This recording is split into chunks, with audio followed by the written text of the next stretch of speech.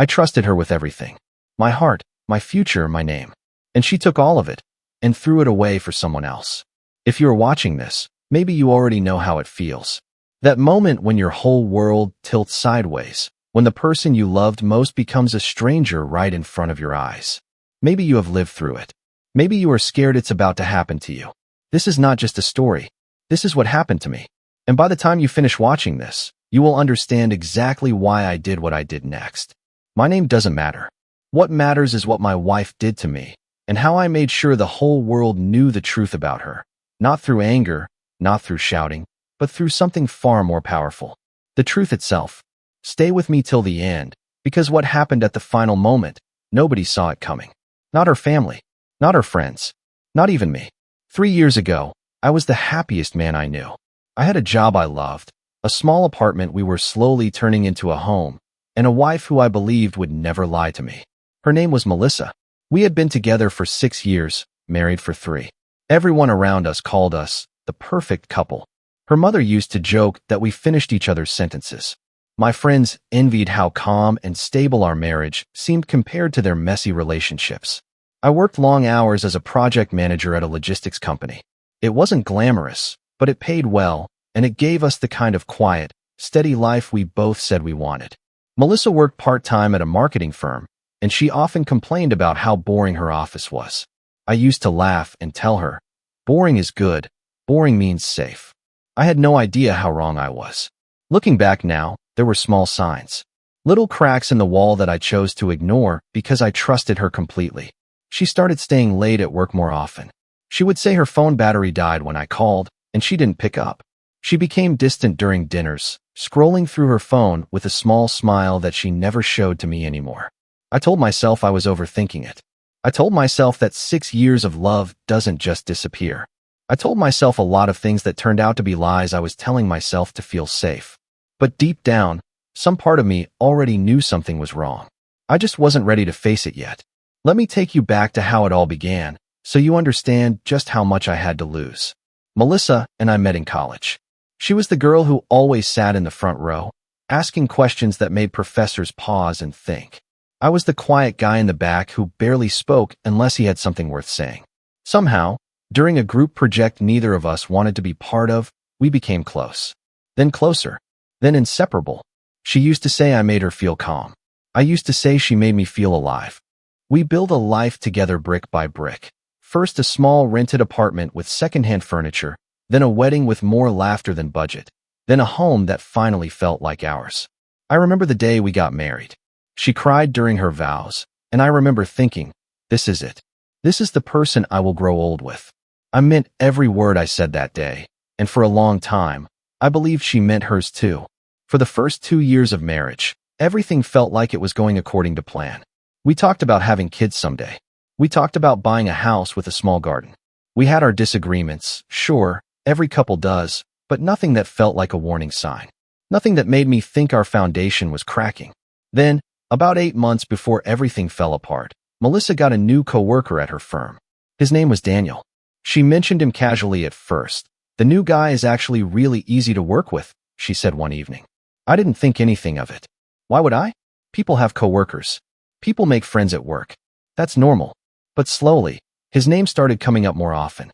Daniel helped me with a presentation. Daniel and I grabbed coffee to talk about a client. Daniel gets my sense of humor. Each mention was small, harmless on its own. But together, they were forming a pattern I refused to see. I want you to understand something important here. I am not telling you this story to make myself look like a victim who did everything right. I made mistakes too. I worked too much. I sometimes forgot to ask about her day. I took our marriage for granted, assuming it would just continue running smoothly without effort, like a machine that never needs maintenance. But nothing justifies what she did next. Because trust, once broken the way mine was about to be broken, doesn't just crack. It shatters into pieces so small, you spend years trying to find them all again. It was a Tuesday evening, ordinary in every way, when I first felt the ground shift beneath me. I had come home early because a client meeting got canceled. I wanted to surprise Melissa, maybe cook dinner together, maybe just enjoy an evening that wasn't rushed for once. But when I walked in, she wasn't home. Her phone was on the kitchen counter, charging, buzzing every few seconds with notifications. I am not someone who normally checks another person's phone. I always believe that privacy is part of respect. But something about the constant buzzing, the urgency of it, pulled at me in a way I couldn't ignore. I saw his name light up the screen. Daniel. Not once, but 3 times in a row. I told myself it could be work-related. People text about work all the time, even outside office hours. I put the phone down and waited for her to come home, telling myself I was being paranoid, telling myself I trusted her. When she walked through the door 20 minutes later, she seemed surprised to see me. "You're home early," she said, her voice a little too bright, a little too careful. "Client canceled," I said. "Everything okay?" Your phone kept buzzing. She glanced at the phone, then back at me. "Oh, just work stuff." Daniel stressed about a deadline. It was such a normal answer. It should have satisfied me. But something in the way she said it, too quick, too rehearsed, planted a seed of doubt that I couldn't shake off for the rest of that night. Over the next few weeks, the signs became harder to ignore. She started taking her phone into the bathroom when she showered. She began locking her phone with a passcode for the first time in our entire relationship. She started coming home later, always with a reasonable explanation, but the explanation started to feel like a script she had rehearsed. I remember lying awake beside her one night, staring at the ceiling, my mind racing through every possibility. Maybe I was wrong. Maybe I was destroying something good because of my own insecurity. Maybe this was all in my head. But then came the night that changed everything. She told me she was going out with a friend from college, someone I had met a few times before. I didn't think much of it until I saw a photo posted online, tagged at a restaurant across town. In the background of that photo, clearly visible, sitting at a table just a few feet away, was Melissa, laughing, leaning close to a man I recognized immediately from his profile picture. Daniel. She wasn't with her college friend. She had lied to my face, looked me in the eyes, and lied. That night, something inside me went cold. Not angry yet, just cold, and empty, and terrified of what I was about to discover. I didn't confront her right away.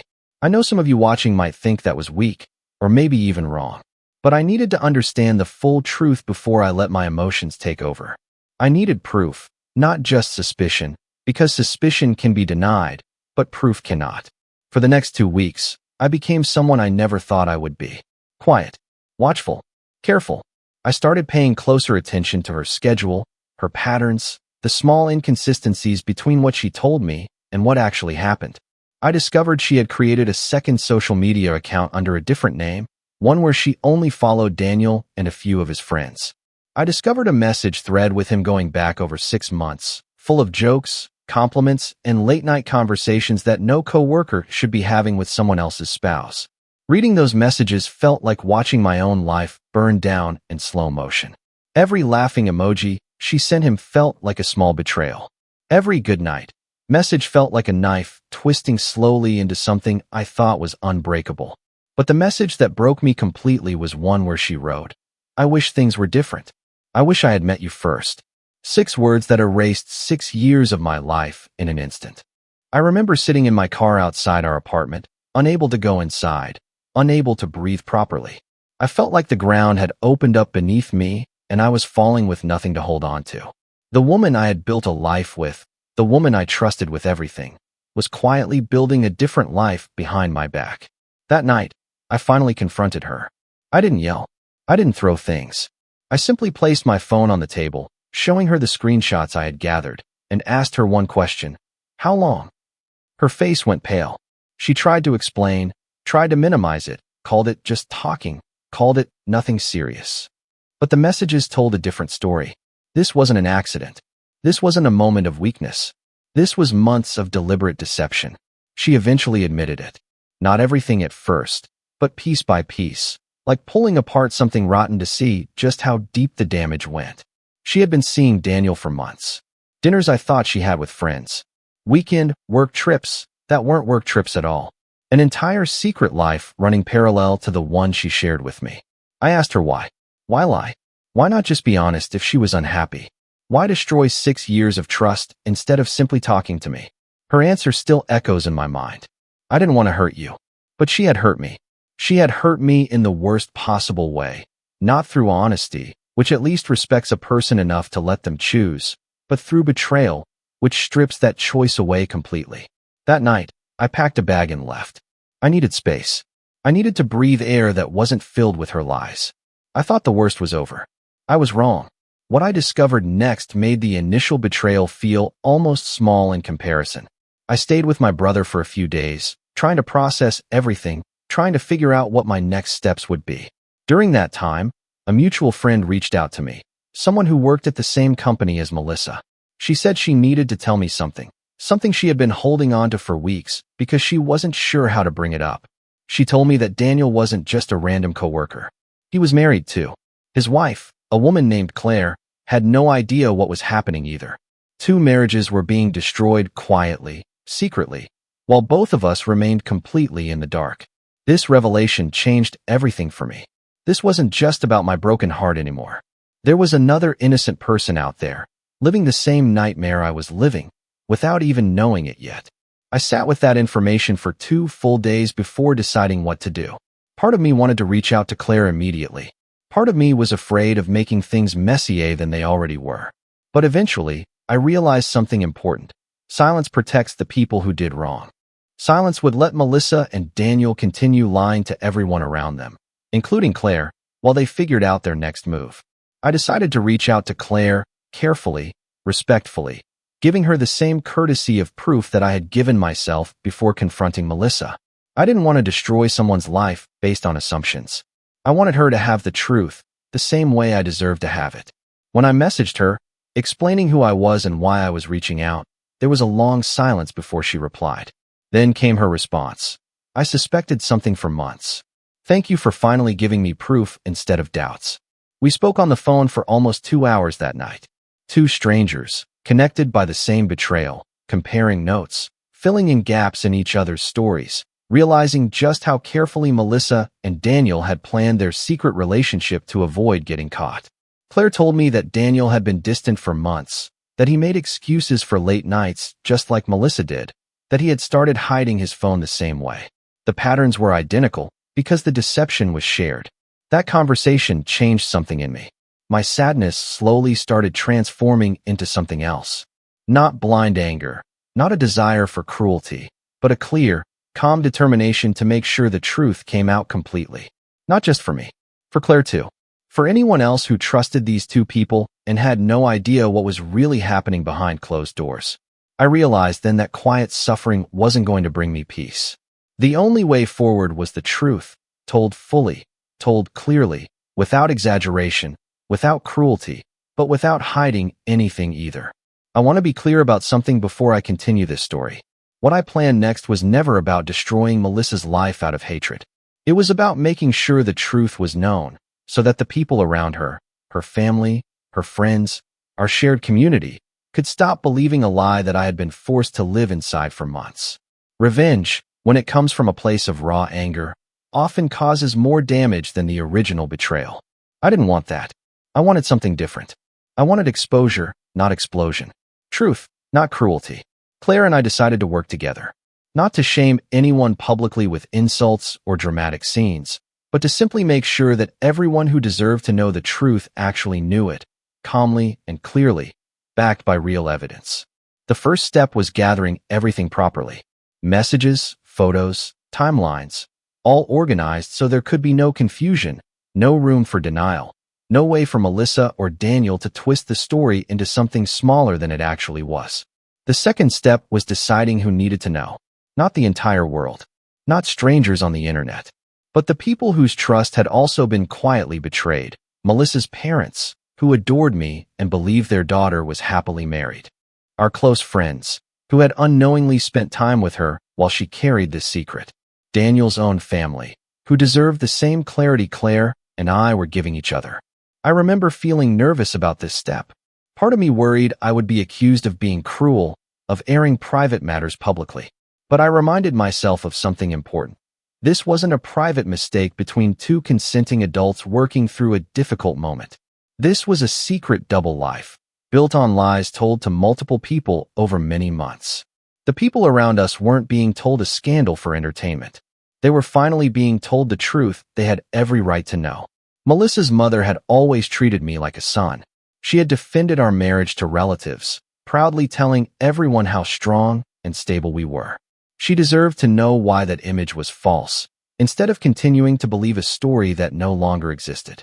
Our close friend group had planned trips assuming both of us would attend as a couple. They deserved to know why that would no longer be happening, instead of being left confused and misled. Claire's family, initially unaware of what was happening, needed the same honesty Claire had needed, so they could support her properly through what was coming. We decided the best approach was not a dramatic public reveal, not some viral social media exposure designed to humiliate.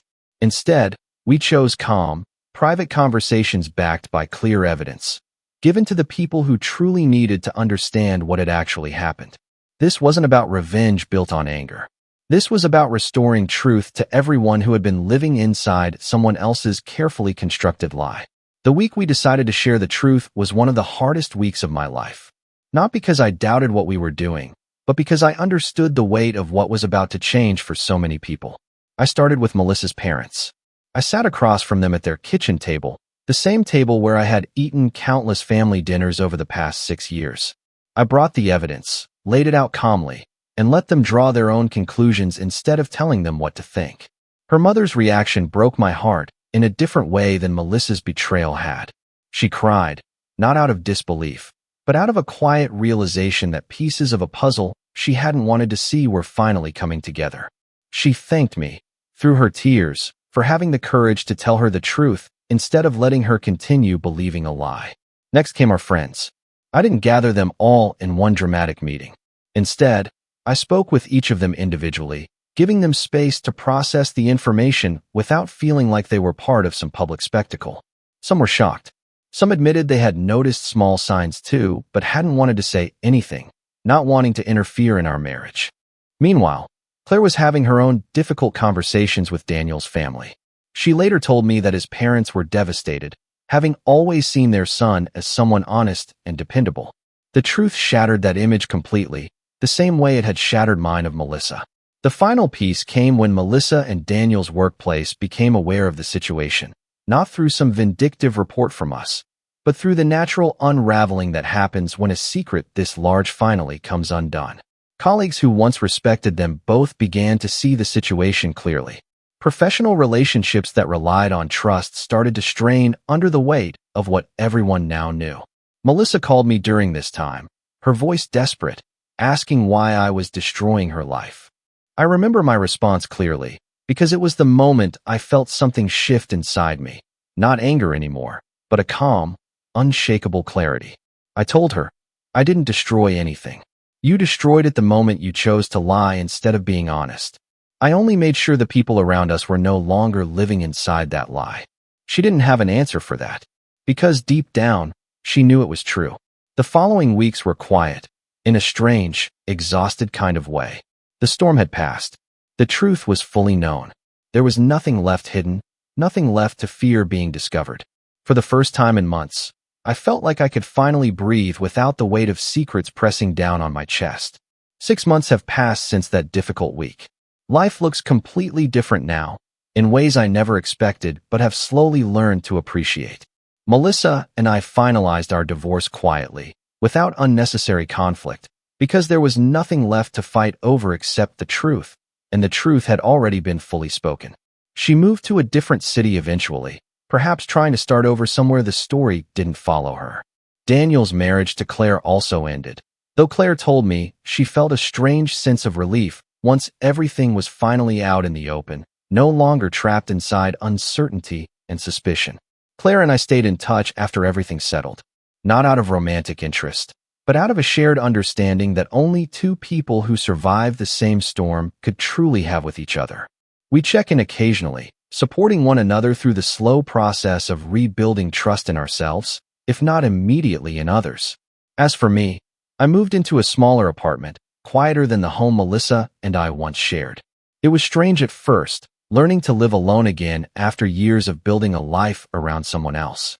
But slowly, that quiet space became something comforting instead of something empty. I started reconnecting with hobbies I had abandoned during my marriage. I started spending more time with friends who had shown genuine support during the hardest weeks of my life. I won't pretend the pain disappeared completely. There are still nights when I think about the 6 years we spent together, wondering when exactly the lies began, wondering if there was ever a version of our relationship that was completely honest. Betrayal like this doesn't just end when the truth comes out. It leaves behind questions that may never have complete answers. But here's what I learned through all of this, and I hope it means something to anyone watching who has gone through something similar. Truth, no matter how painful, is always better than a comfortable lie. I could have stayed silent. I could have pretended not to notice the signs, could have let Melissa continue her secret life while I quietly suffered in confusion and self-doubt. But choosing truth, even when it's difficult, even when it changes everything, is always the stronger path. Revenge built on cruelty destroys the person seeking it just as much as the person receiving it. But revenge built on truth, calm, clear, honest truth, restores something that betrayal tries to steal: dignity. I didn't destroy Melissa's life out of hatred. I simply refused to let a lie continue living where honesty deserved to exist. And in doing so, I found something I didn't expect to find. Not just closure, but a version of myself that trusts his own judgment again, that believes in his own strength again. If you are going through something similar right now, I want you to know this. The truth might feel terrifying to face, and even more terrifying to share.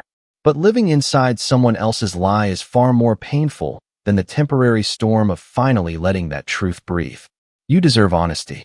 Everyone around you deserves honesty. And sometimes, the strongest form of justice isn't loud or dramatic. It's simply making sure the truth is finally, quietly, completely known.